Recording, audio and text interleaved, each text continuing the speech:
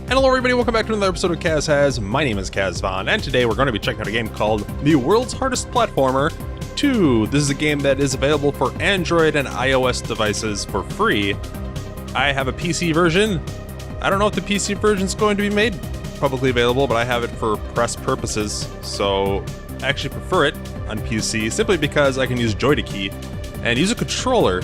I'm not entirely sure how a platformer that is meant to be really precise and difficult is going to work on a touchscreen. I don't have a device that would properly demonstrate how that would work. I only have like an HTC One Android phone, so yeah, I prefer to just try it on PC. It is free, so you can just give it a shot yourself for free on mobile devices, but let's just take a look at the game. Going into it, you eventually unlock the level editor and you can create your own levels. I'm not sure if on the mobile version if you can share those levels. I didn't actually see any documentation saying that you could do that. It'd be pretty cool if you could, but otherwise, I assume you just make levels for your lonesome and challenge your friends. Be like, hey, try this, hand them your phone, and make them tear their hair out. But anyway, we're going to start back on World 1. And there are 10 levels in each world. When you beat a world, you get to go on to the next one. You are graded on each level by a number of different things. I'm just going to get right into the game here. Basically, you have a target time.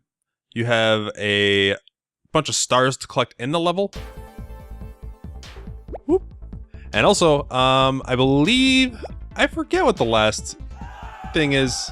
I guess just collecting stars, having a fast time, or the 2 metrics? I don't know why it's out of 3 stars then.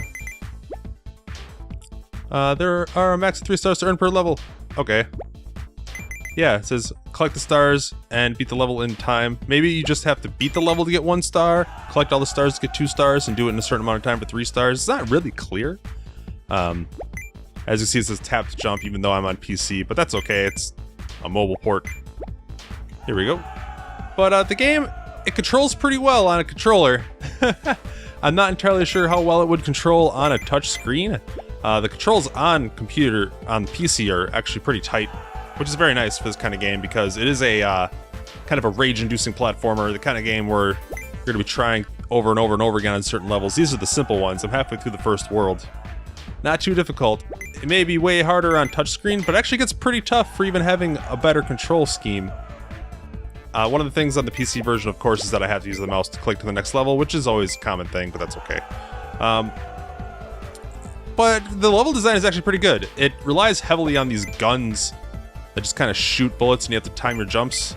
There's no, like, crazy maze puzzles that I've seen. There's been a few where it's like, hey, you have to race a bullet down a hallway and jump out of the way at the last second, like that kind of thing.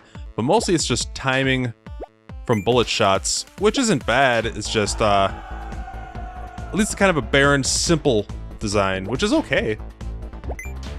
Whoop. See if we can get this. Oh, I forgot about that gun. So these dark gray blocks, the bullets can pass right through. There are lighter gray blocks that actually block bullets. And there are green blocks that speed up your cube movement. And there are red blocks that slow you way down. So here you go. Here are the light gray blocks that actually block bullets. Let's see if we can make this jump. This is kind of a hard jump. There we go. You have some air control. I believe it's just on par as your ground control. So you move left and right just as fast as you would be if you're on the ground. These are the green blocks that speed you up. This is really more of a timing puzzle. There we go. And we are on World 2. Here are the fat bullets. Makes it really important that you're pretty precise where you're standing. That's pretty much what the game is. It's very, very much a precision platformer. Oh!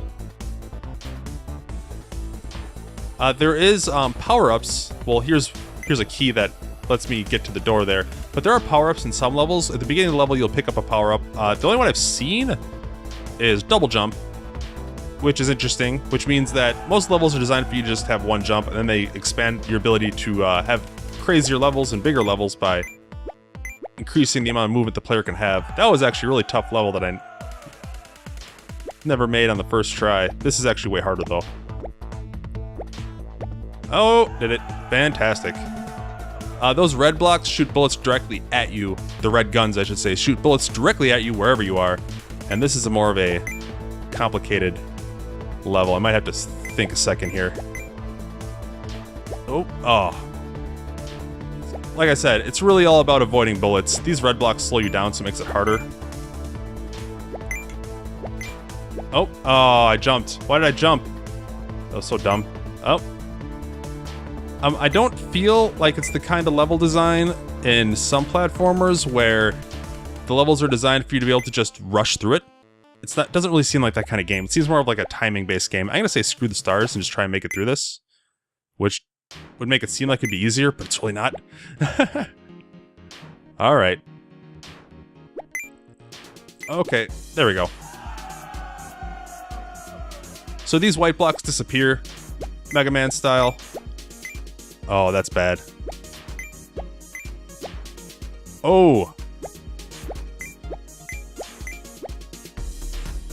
I landed on the gun. Get extra points for that. Just kind of tough. It's really a whole lot of trial and error, which is, I guess, is why it's the world's hardest platformer. It's not really a... This is a crazy level setup, and then you have to memorize and, like, get really good and navigate it quickly with skill.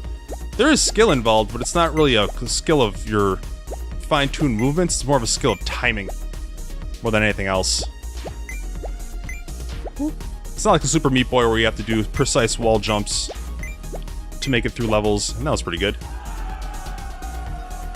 It's more of a jump at the precise moment that you're able to actually make through, and also look ahead because there's probably more bullets flying at your face. Kind of level design. And here we go, here's the double jump. So now I can jump twice. That was pretty bad. There are 20 worlds. Each world has 10 levels. Whoop. Makes it 200 levels. Am I doing my math right? I think I am. Oh boy. I don't even know how to get down there without just like eating it. Get those. See, I wonder if you can just stay on the edge of the gun. You can. But it's really hard to actually make that landing. See, very precise. It's way more precise than I would assume would be in a platformer for an iOS device. Or even an Android device. Like any kind of, you know, scraping your finger across glass device. Seems kind of out of place. But I don't know if it works. It works if you want to, like, torture yourself with that kind of control scheme for a platformer that's demanding like this is. Oh, man, I was so close. And even I remember, even after this section, there's actually a whole nother section we have to beat. So this is like the easy part of the level. So it gets tough pretty fast. This is the end of World 2, though, out of the 20.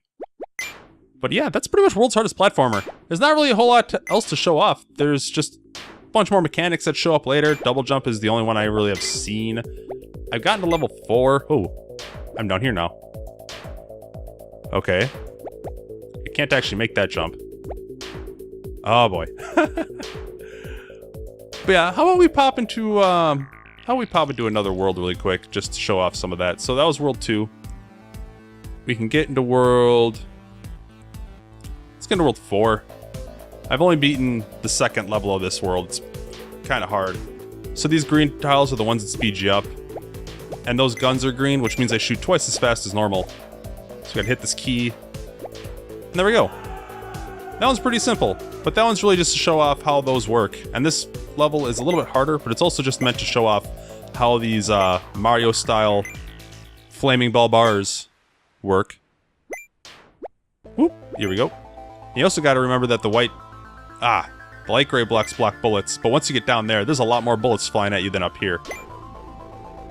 Let's see if I can actually complete this level or not. I probably won't be able to on camera. Oh. Oh, bullet came right through. Well, that's gonna be it. This is the world's hardest platformer too. It is free on iOS and Android. Accept the challenge. Give it a shot. It's free. Why not? Why not? Oh. Oh. If you liked the video, please hit the like button. If you'd like to test out this game for yourself, there'll be a link in the description below for the relevant iOS, iTunes, Google Play, all that junk. Thank you very much for watching, and I will see you next time.